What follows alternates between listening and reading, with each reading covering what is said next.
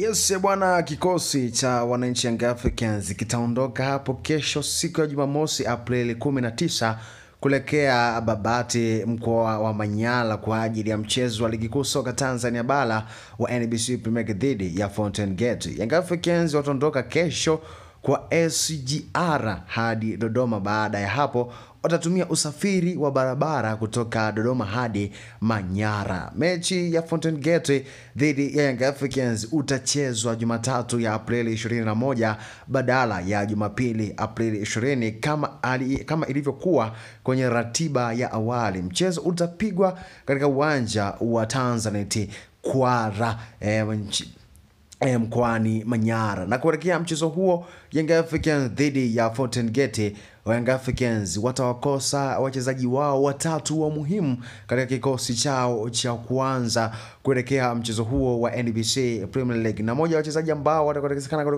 kwenye kikosi hicho cha wananchi Young Africans ni pamoja na Yao Kwasi Jeshi, mchezaji ambaye amepata majeraha ya muda mrefu mpaka hivi sasa.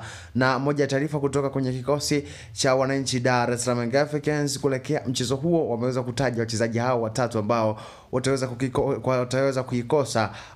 kuikosa mechi hiyo ya Fountain Gate dhidi ya Young Africans. Ni kwamba beki wa Young Africans Yao Kwasi huenda akawa nje ya uwanja hadi mwishoni mwa msimu huu wa 2024-2025 akiuguza jeraha lake.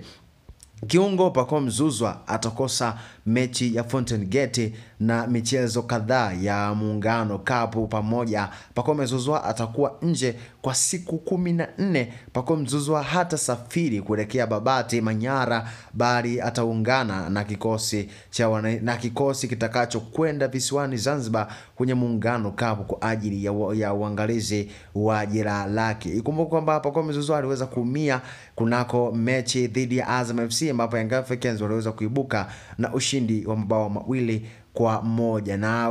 Na goli la Pacome Zouzoua ambaye aliweza kulifunga, goli la kwanza kabisa ambalo aliweza kulifunga katika mchezo huo, na goli la pili liliweza kufungwa na Prince Mpumelele Dube. Lakini goli na kusawazisha kwa upande wa Azam FC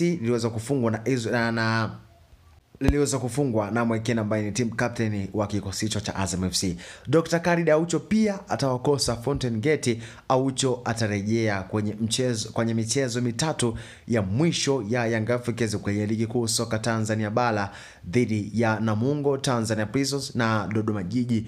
Hiyo ndio michezo ambayo Dr. Khalid Aucho ataweza kuhudhuria au ataweza kuwepo baada ya kuuguza majeraha yake, kwa sababu atakaa nje kwa wiki 3 akiwa anauguza majeraha yake baada ya kupata majeraha dhidi ya Coastal Union. Hii ni BTV, usiache kutufuatilia, lakini pia usiache kusubscribe, kushare pia na kucomment uweze kupata updates ambazo zinazidi kujiri kwenye mitandao ya kijamii.